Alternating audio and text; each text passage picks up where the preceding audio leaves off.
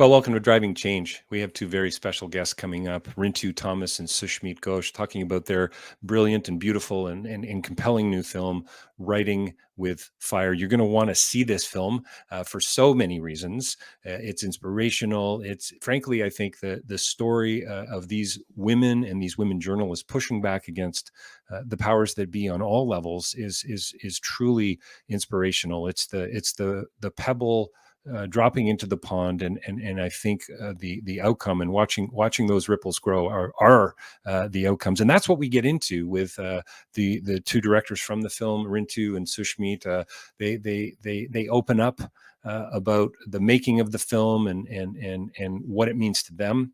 Personally, and what it means to push back against the status quo and to try to affect, real change and significant change. So we got into not only the story and sort of the background, but we talked about fake news and what actually real news is or what it might be. What are we aspiring towards? We talked about how important it was to focus on the story and this call to action about, as Sushmit will talk about, we need to think differently about our world. It's about holding the powerful to account, and we talk about just the system or the systems and how all of us are sitting within one kind of a system or another, and the chances are we need to be questioning, we need to be pushing back. So I can't wait for you to step in. Make sure you do check out the impactseries.net. That's the website where you can find out more information about the great work that's going on here, and also you can listen to a couple of other podcasts, interviews that we've done,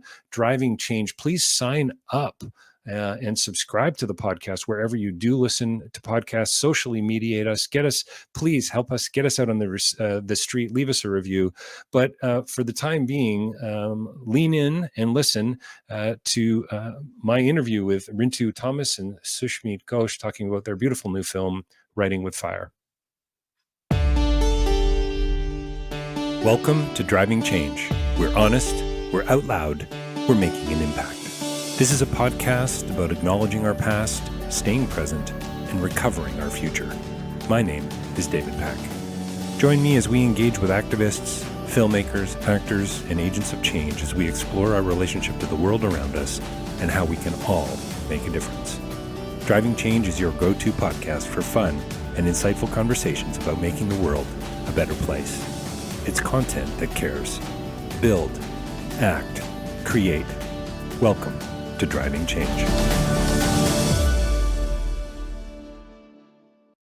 Well, welcome to Driving Change. We are back with episode 3, and we have two very special guests with us here today, and I'm going to bring them on screen in just a second. But I want to talk about this brilliant, compelling, and moving new film that the Washington Post says, quote, could be the most inspiring journalism movie, maybe ever. An essential portrait of the fight for press freedom. Writing with Fire reminds us that there are always people who, despite incredible odds, will choose to do this work. Close quote.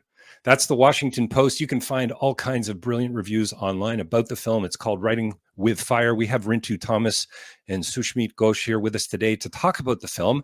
They are both co-founders of Black Ticket Films.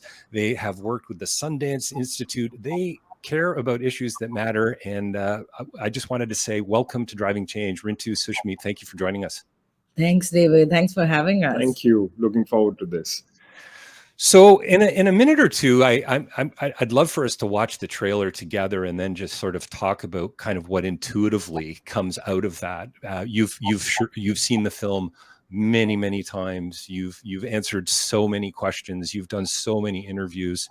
Can you talk just a little bit about the context around the film for some of our listeners who may have not seen it, and don't be afraid to boast about a couple of those awards that you've picked up along the way. I'm going to talk about the Sundance Award, that's for sure, maybe 2 awards actually, Special Jury Prize.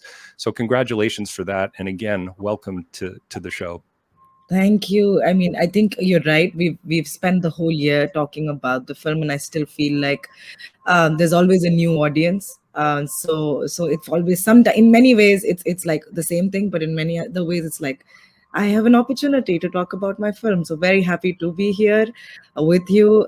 This film is about it's the story of India's only newspaper run entirely by women, and women from the Dalit community, which is the lowest caste in the India's caste system.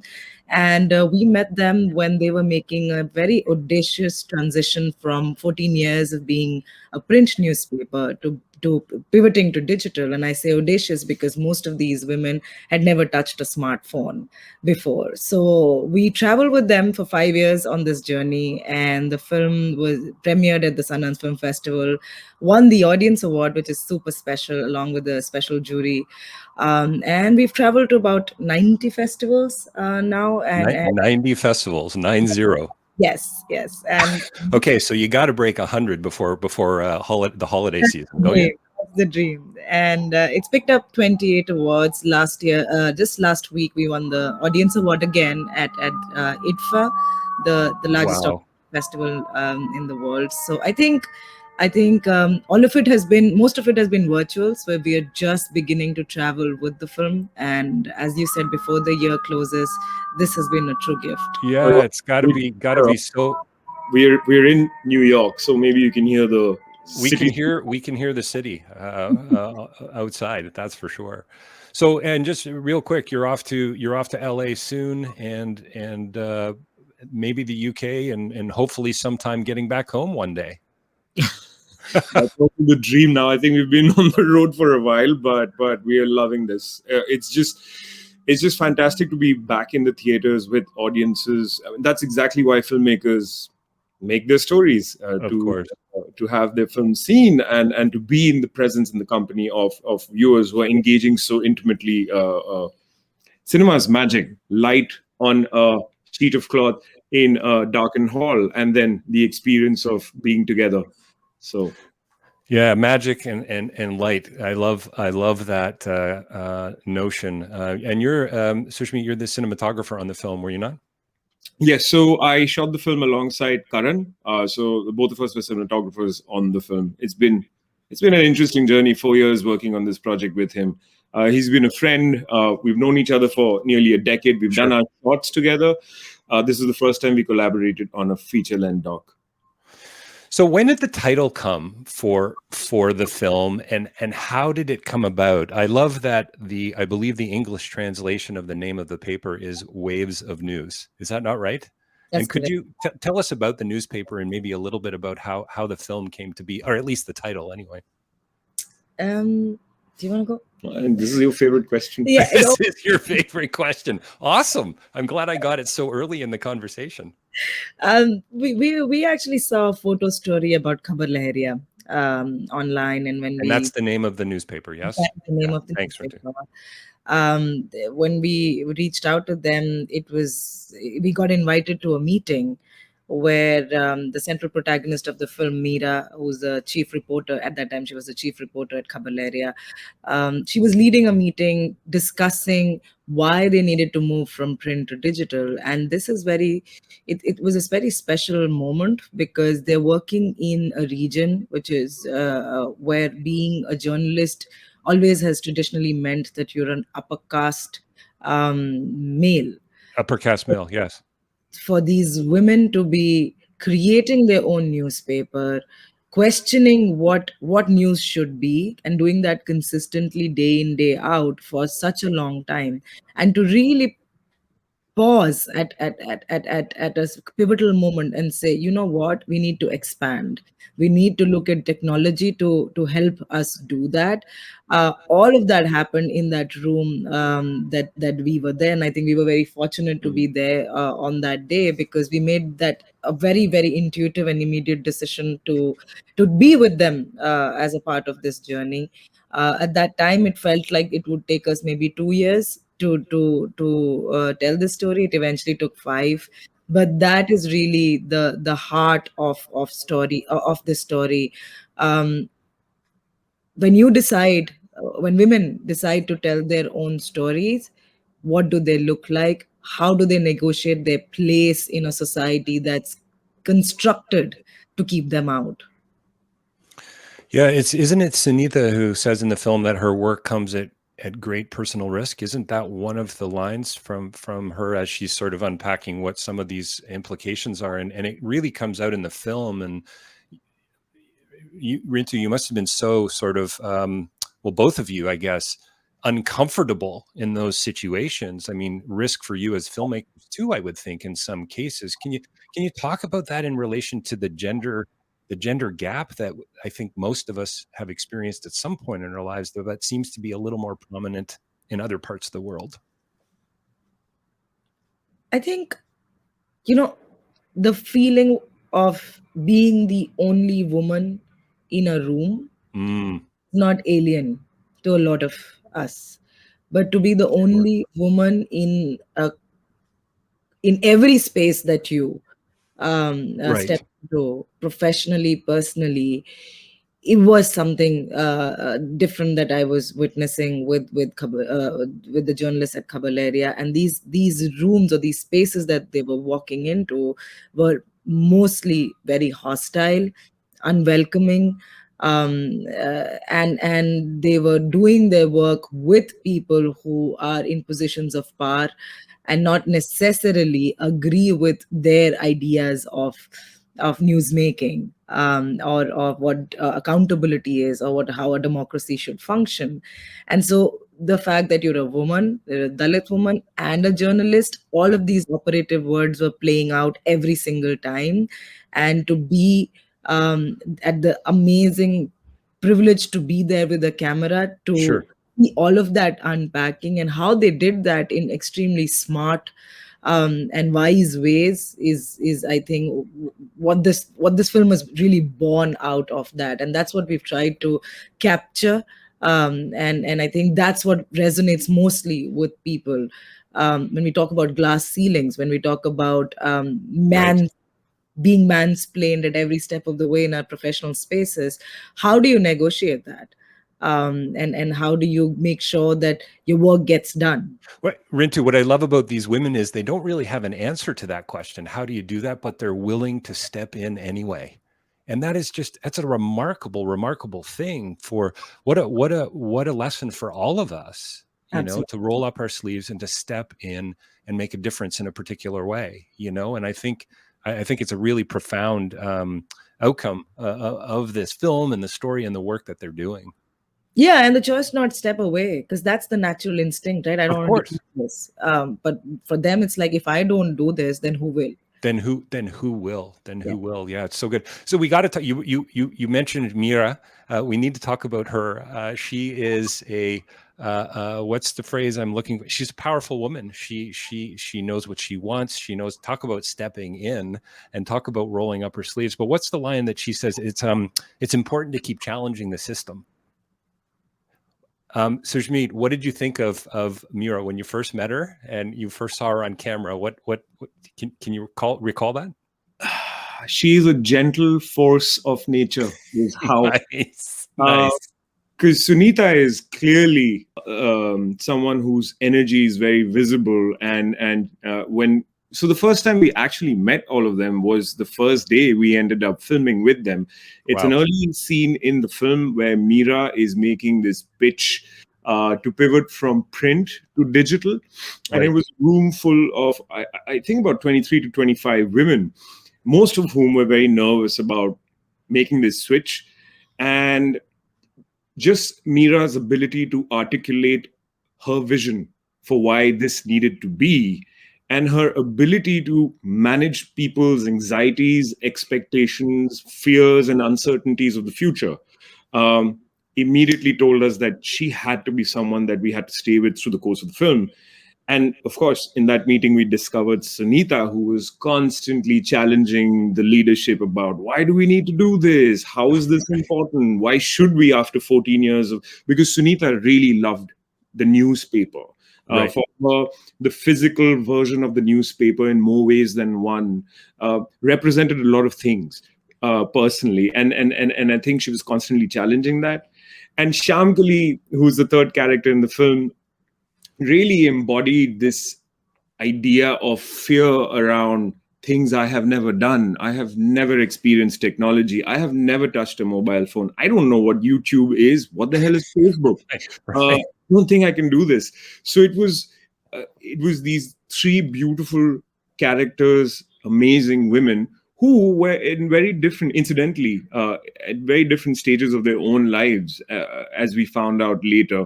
And that meeting for us, luckily, ended up being sort of a meeting where we knew instantly the film's going to be pegged around the three of them, with Mira being the anchor of this narrative.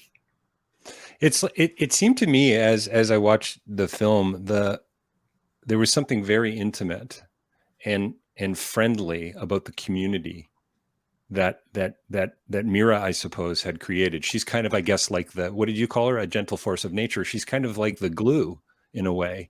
Is that fair to say? Absolutely. I feel that her ability to work with different kinds of personalities, and her ability, and you see that in the film when she's stepping into hostile spaces or spaces of trauma, she has an ability to very delicately sort of balance these relationships and these strings. She never ends up antagonizing people. She's able to sort of extract herself out of difficult situations. And I think that's also sort of been the invisible training that's been imparted to the journalists that she has led from the front. So while it's been a lot about technology and how do you use your phone, it's also in her own silent ways been about the ethics of journalism. Right. It's been about the nuance in news making. What is news? Whose stories are we telling, and why are they important? So that Mira, for us, essentially embodied what a modern journalist in any part of the world should be doing. And that was the added responsibility that we had as storytellers from India. How do we translate this story for an audience, both back home as well as international, who truly fall in love with Mira, because we instantly did? How can you not? How can you not? You know, a mom, a wife. She's running an organization. She's attention to detail. She's a journalist herself. I mean, her CV is pretty impressive. It seems to me. You know, yeah, it's really quite wonderful, quite remarkable. Here's what the Hollywood Reporter says: "Quote, insightful and inspirational. The film's sense of intimacy and immediacy makes the viewer feel like they're on a ride along with the journalists. The filmmakers illuminate the change that can happen when the most marginalized members of a society empower themselves." Close quote. That's the Hollywood Reporter. What a not only a great quote, a great article, and a shout out to the film, which is called Writing with Fire, by the way. And make sure you sign up to Driving Change wherever you listen to podcasts to get a listen to what we've already done in the past and what we're going to do in the future. Rintu, empowering ourselves before we can empower others, was that something that was on your mind while you were making this film? I mean, that's a pretty profound existential and kind of almost spiritual statement, it seems to me, on many levels. Yeah, could you talk about that sense of freedom and choice and responsibility? That's a really easy question, right? That actually ties back to the question that you asked earlier about the whole title. Title actually comes from the very essence of what you just said. When these women are rewriting their destiny, they are doing it not just for themselves but also for others, and capturing that was very important, because when we talk about making a change, it starts from one person, but it only is truly it truly has a life and meaning beyond you when it encompasses your entire community.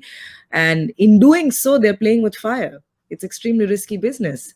And so that really is what this is about. And that's what is also special about Khabar Lahariya, the newspaper, that although it is run by women from the most marginalized communities, that community is not the only people they are serving.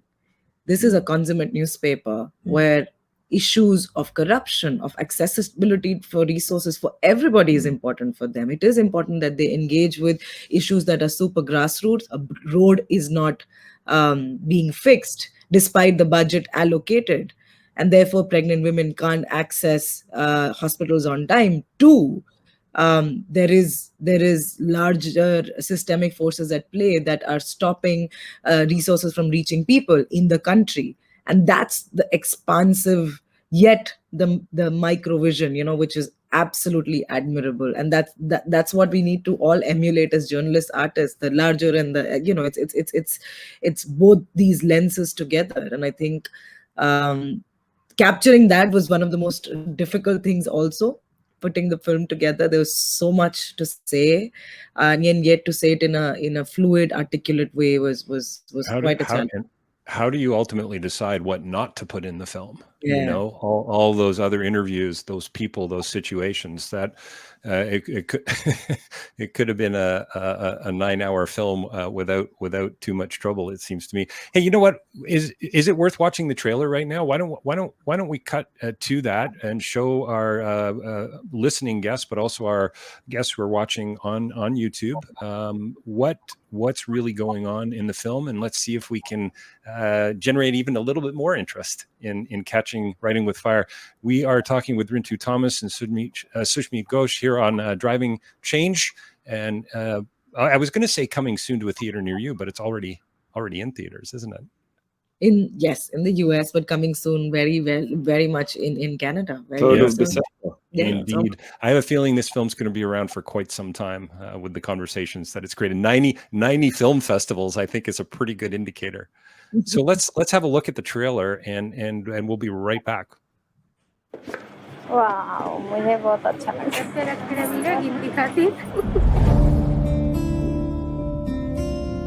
हमने अभी तक वो phone चलाया भी नहीं है, डर लग रहा है कि कहीं बिगड़ ना जाए, कहीं कुछ ना हो जाए। ऐसा समय ही आ गया है कि उसके बगैर हम नहीं मतलब पीछे रह जाएंगे।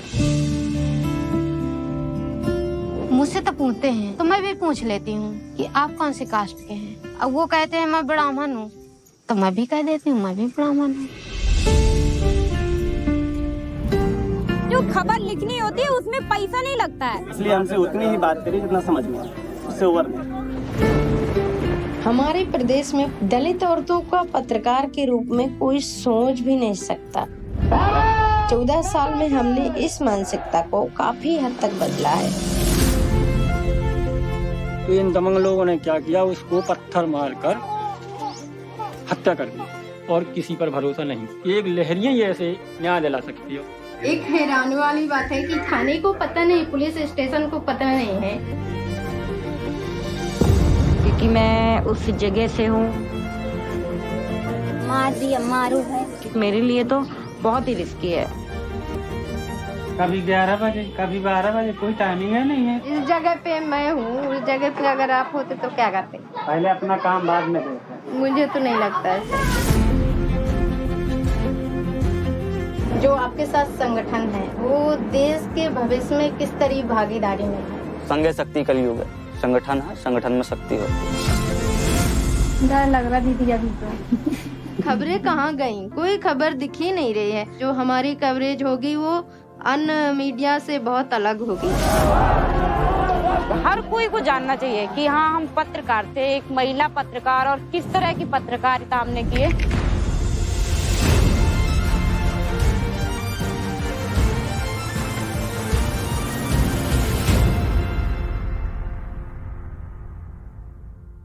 मेरा दिल हौसला देता है मेरे लिए।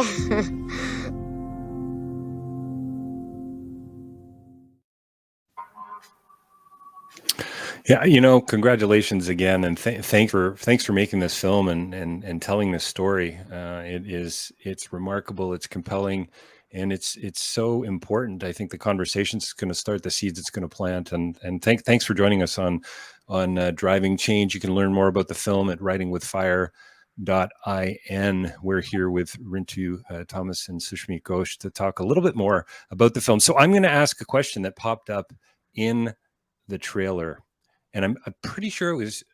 Well, actually, I'll just let you guys unpack it. And I mean guys in the most inclusive sense of the word, by the way. Where is the real news? I mean, any great film, any great story, any great doc is layered, and you guys, you touch on so many things, and you're raising so many questions about how we could be working towards a better world and a better place. And it's hard to know where to step in, but from a journalistic perspective, from a human perspective, the news is where we hope to understand. And so anyway, would love to hear your thoughts on where the real news is.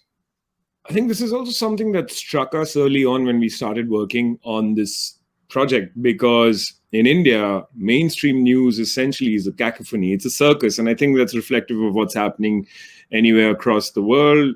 People are essentially dog whistling or in their own echo chambers. And that is what gets consumed as, I would say, mass entertainment now. In many parts of India, people switch on news to really enjoy what's happening. It's replaced your TV serials for all practical purposes.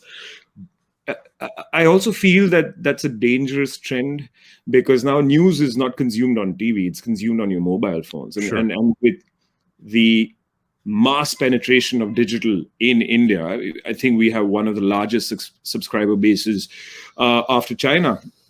The largest growing mobile phone market, cheap data plans. So more and more fake news is becoming the real story, so to speak. And so the authenticity of Khabar Lahariya's work, the lens with which they are redrawing what news means. And I think this is also a model that reflects what happens when you diversify the newsroom. The newsroom is not about middle-aged, upper class, upper caste men who are controlling the narrative. It's about a wide spectrum, women from the age of 19 all the way through to their late 50s, actually early 60s, who are newsmakers, who belong to really the bottom of India's social pyramid, up against all kinds of stakes and odds, whose lens essentially is built around ideas of equity, inclusion, justice, values that essentially reflect the fourth pillar of any democracy, the free press. And I feel that was something that we really wanted to communicate through the film, but do that in a way that also challenged the viewer, because this is not just a journalism film. It's a film that talks about the lives of these women quite intimately. Themes like the guilt of a woman, of a mother having to choose between taking care of her family or a career that she's in love with. And it's more often than not the woman who actually has to make these choices and not the man. And we've seen this play out in our own privileged homes, where our fathers or our uncles would go out and work and our mothers are doing the same thing. But at the end of the day, it's the woman who's expected to be the service provider within the space of domesticity, not the man. And I think there were these sort of like universal and global themes. And while it's a story that is so peculiar and unique to the Indian context, we immediately saw that it's a story that plays out in any home, whether that be in Ontario or Nairobi or in Delhi. And I think that's something that we wanted to stitch into the edit. How do we tell this story inside out, from within the confines of Meera's own home, so that you can see the choices that she as a woman is having to make with her own career, with her own children, her husband. And as she steps out, how is she going to lead this radical shift in the newspaper and create momentum and energy and keep like hopes alive for the now 50 odd journalists in the newspaper? It's remarkable. And keep the ship floating. And actually, I think the ship's sort of sailing at breakneck speed. They have experienced remarkable, explosive growth. 2020 has been a watershed year for them. While most newspapers in that region were hustling and trying to pivot to digital because of the lockdown that happened in India, Khabar Lahariya was already ready for it and expanded. Sunita, who you see in the film, came back as a senior level leader, and she led the training, digital training. So they pivoted online, and they ended up training. I think she ended up training around 20 new journalists. And now they're expanded to 3 new states in North and Central India, all complex states, huge geographies, but they are going places. And our hope and our dream is that one day Khabar Lahariya will cease to exist as a regional outlet and actually become a national news agency fighting with the best in the country. And they already are. They have a strong footprint. But I think that's also what's really special about them, the feet on the ground. That's true. You want to branch out, but the actual the road is not getting made. Yeah. There is no water in the hand pump. Who's looking at that? And that's where, as citizens, our worthiness is communicated. When you're not when things that matter to you are not on news, then do you really matter? And time and again, that's the question that they're asking, by putting this news up front and saying that's where attention should be going. It's such a great comment about being accepted, about being included, about being loved and affirmed. And here they are stepping into these communities where, what you mean, you're coming to tell our news? You're coming to tell our story to the world, to India, to how many is it now? Over 10 million views on YouTube that they've amassed. I mean, that's pretty incredible, right? 168 million. Okay, so I was a little off. Don't hire me as your accountant. That's what we're saying here, Rintu and Sushmit. I'm not great in mathematics. If you were at Khabar Lahariya, you'd been fired by now. That's right. Yes, you're fired. I can hear Mira shouting at me. Yeah. It's the demographic of the viewers has been expanded, is different, because earlier, when they were as a print newspaper, because of barriers of literacy, it was mostly men who would be reading the paper. Even if a newspaper is shared between many people in the house, yet the reach is very limited. And with digital, they've been able to reach women. They've been able to, the porous nature of technology is that it reaches people that you really don't necessarily expect to reach, and that's been brilliant to watch. That really is a remarkable, beautiful thing. I mean, I look forward to hearing stories from young women who become journalists who said, we saw these other women online telling these stories, pushing back, and it inspired us to step in. Could either of you talk a little bit about why these women and not other women? And I think what I'm trying to get at is that passionate sense of commitment, that sense of responsibility that Mira clearly feels, the weight of that world on her shoulders, that she needs to tell this story. And if it's not her, it's, who else will tell it? Where do you think that comes from? Because I'm fascinated by that from a change perspective. How do we move the needle on these issues? I don't know if I have a clear answer to that, and I'm still discovering. I think, in my understanding, it comes from a space of believing that you matter and your voice matters. It's good. And like I said earlier, if I don't do this, then this will not get done. A lot of these women are first generation learners from their families, have had Mira's her case. She's nudged the restrictions to education that she's faced by the very fact that she got married as a child, and she's continued to push back and educate herself. So now, when you know that you're the only person who has achieved that, what are you going to do with it? And stepping away is not really an option that they give themselves. As Sunita says, I don't want my education to go waste. So I think that the mobility that they have because of the profession that they have chosen allows them to do a lot that other people, not just women, but also men from their community, can't. And the way they have learned and unlearned many things that are conditioning, I think it comes from a deep sense of purpose. Yeah, it's so good. I hope and trust that this will be not just preaching to the converted, as it were, but will capture people's minds and hearts and attention and say, okay, well, that's happening in India. What's actually happening here in my community, my home? What are the stories I need to tell? What are the stories we need to be telling collectively? And that is a beautiful thing. When you both you've both clearly been concerned about social issues, working with the Sundance Institute and the School Foundation and others about moving the needle and talking about these things. There's social change, I guess you could say. How about Sushmit, how about you? Why did you choose to step into this kind of storytelling and not, I don't know, write a soap opera. I would love to write a soap opera. That's right. I think I've Nice.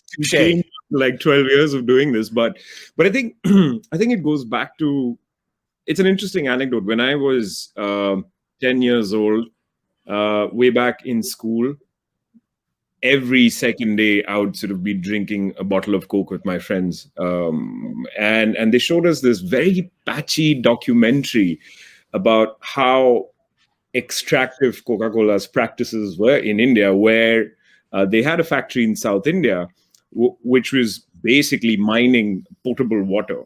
And there was a statistic that came up in this documentary that said that for every 330 milliliter bottle of Coca-Cola that you're consuming, 50 liters go into making that, including like, the glass bottle, because that's also a cost and you need a lot of water. And that really hit me. And I stopped drinking aerated beverages after that.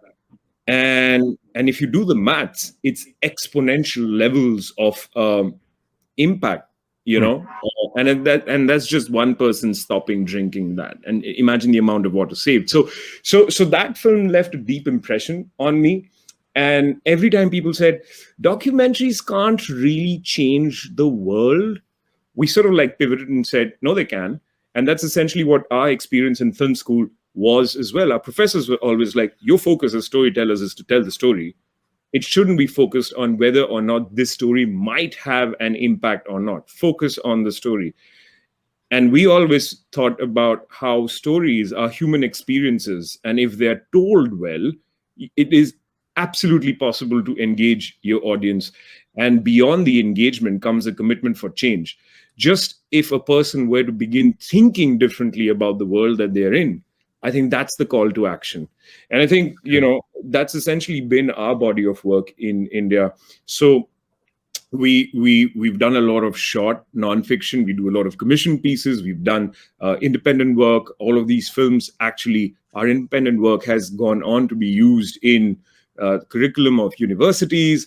They have been used for impact by social justice campaigners, policy advocates, so on and so forth. And so when we discovered Khabar Lahariya's story and this transition that was taking place, we knew that this was a highly intersectional story, because you're talking about gender, you're talking about caste, you're talking about democracy, journalism, so on and so forth.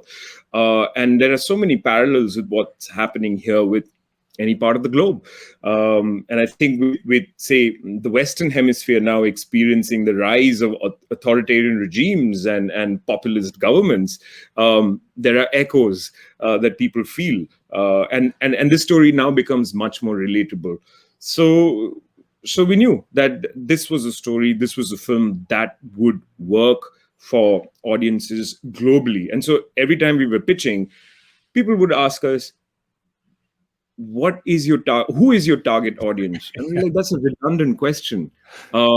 Anyone who enjoys watching cinema should be watching this film and just take from it what they have to. And we're so happy to, David, sort of like a lot of the screenings this year have been virtual, but I think that's also ended up sort of diversifying the documentary film watching audience, because more people who physically would not have access to a documentary festival are now going online and watching it. And so from like school teachers to students to bus drivers, policemen, we've got like mails from all across the world saying, it's amazing. Yeah, I mean, and then we were lucky to have Mira with us presenting the film in person to audiences in Amsterdam. Amazing. Screenings, all booked out. She ran the show there, standing ovations every time. People were walking up to her on the street, hugging her and talking to her. And they were just like, thank you for doing what you are back in India. And she was so overwhelmed. She just like, one day it was really funny. She turned to us and she was like, white people seem to really like what we are doing back home. Yeah, they do. And you need that validation, because sometimes you're working in isolation. And when you have someone who's so divorced from your cultural context, walking up to you saying, you give me hope, that sort of, yeah. And how incredible. Who's your target audience? The whole wide world. Yeah. That's awesome. Yeah, I'm sure the marketing company's budget for the whole wide world would be very high. Yeah. Hey, could we narrow that down just a little bit, please? Yeah. I love it. It's so the goals are so profound, and they're far reaching. They're kind of out beyond our grasp, which I think makes so much sense to me, and clearly it makes a whole lot of sense to the both of you. We've got to wrap up here in a minute. I know you both have to run, and this is one of those interviews that I wish went on for several hours. Maybe you don't, but I do. And it's just been such a pleasure to have you on Driving Change today. But I'm going to ask you one last really simple question. I promise, Rintu. Actually, it's not. It's not simple at all. When you stepped into this world of filmmaking, of storytelling, about trying to get people, as Rintu said, to think, as Sushmit said, to think differently about the world that they're in. Did you think that you would be holding, and I'm quoting someone from the film, holding the powerful to account? It's such a great phrase, and yeah, I'd love to hear your thoughts as we close the interview. I think when we say we're telling stories, what are we really doing? We're actually deconstructing the world around us, trying to make sense of it, question things that don't make sense, Yes, don't align with what our vision of our country, of our community, of our families. And that's what's, for me, is very attractive about this medium, because it helps me articulate and engage. So when I'm making a film, it's almost like I'm walking into a room full of strangers, right. and I'm introducing my thoughts, and people might agree, and we might have a great conversation, and or somebody might not agree, and that could be a great conversation too. And that's really the heart of all of this for me, honestly. This film has been an opportunity to engage in many different ways with very different kinds of people, and it speaks every time differently to different people, and we went into it knowing that this would have a power. This is going to be powerful because it was powerful for us. Now the powers that be, the shape and the name and the structure, there's a caste system in India, but there are also many unnamed caste systems all across the world. So when we watch this film, can we identify them? Can we name them? And can we address them? There's a film we made very early on called Dilli. It's an 18-minute, more like a visual poetic, like an essay format, very different from this one, which was created at the backdrop of the Commonwealth Games in India in 2010. Just for context, it's the second largest gaming event after the Olympics. So yeah, it's a massive event. So for that, Delhi was the location. It was getting dressed up. And all the construction workers, all the migrant workers, and when we say migrant, it's actually the heart of population. Delhi is essentially a migrant city, but those who were poor were completely shut out and put into trains and asked to leave because they had to, quote unquote, beautify the city. And as people who grew up in the city and knew of it as something different, it just enraged us. And so that film was a response to that. And once we made it, this is pre-paid viral reach on Facebook, and at that time there was Orkut also, I think. So at that time, that film just set the internet on fire. It was widely shared to the point of virality in India, and that's where I personally felt like this resonates. People want to question. It's just that when they find a film doing that, echoing what they want to say, they want to share it, they want to use it and say, this is how I feel. And so questioning powers to be is those powers are there because we put them there, and therefore they're accountable to us. Their name changes across the year, but the essence of and that shouldn't change. And I think there our work aligns with Khabar Lahariya's. That's what we do this work for. And in the meanwhile, and while doing so, we hope that we can all agree to disagree, or as Meera says, like, short one, take one, let's move on. Right. Over here, like I think as citizens, we are constantly raging against the system, But I think as artists, we truly believe, and that's our personal sort of like philosophical take on this, is that in a world that is so fractured, is there hope that you can amplify? There's this beautiful quote that says that even a cracked mirror reflects 1,000 moons. And can we do that as artists? Is there hope? And it is our job to extract that hope from these little corners and amplify it. And Khabar Lahariya for us actually signifies the embodiment of everything that is quintessentially beautiful about India. And so it had to be brought out to the world. So good. So when are you both going to be teaching your next course in political science? That's what I want. After I write the soap opera. That's right. Soap opera's next. Yeah. Hey, listen to what IndieWire has to say. Quote, armed with eagle-eyed filmmakers and compelling subjects, the film deftly blends the inextricably linked personal and professional sides of the journalist's work, offering up a wide-ranging look at a vital outlet with so many stories to tell. The result is profound, close quote. Could you ever have imagined the reviews, the recent New York Times piece? It's just, I'm so thrilled for you both. Thank you for taking the time today. I know how crazy busy you must be and that you're living your lives out of suitcases, and that's crazy in its own way too. But what a pleasure having you here today on Driving Change. And I feel like we've barely scratched the surface. But if people want to learn more about the film, they can do that. writingwithfire.in. Please sign up, register, sign up, subscribe to Driving Change wherever you listen to podcasts, and check out the impactseries.net for more information, not only about this film, but some other great ones too. Listen, what a pleasure having you both here, Sushmit Ghosh and Rintu Thomas, talking about their beautiful and brilliant, compelling new film, Writing with Fire. It's been a pleasure. What a fun conversation, David. Thank you for this. Yeah, thanks for diving deep and broad and making it fun. You're welcome. Thanks for joining us today. Well, there you have it. My interview with Sushmit Ghosh and Rintu Thomas talking about their beautiful new film, Writing with Fire. Don't forget to check it out online, writingwithfire.in.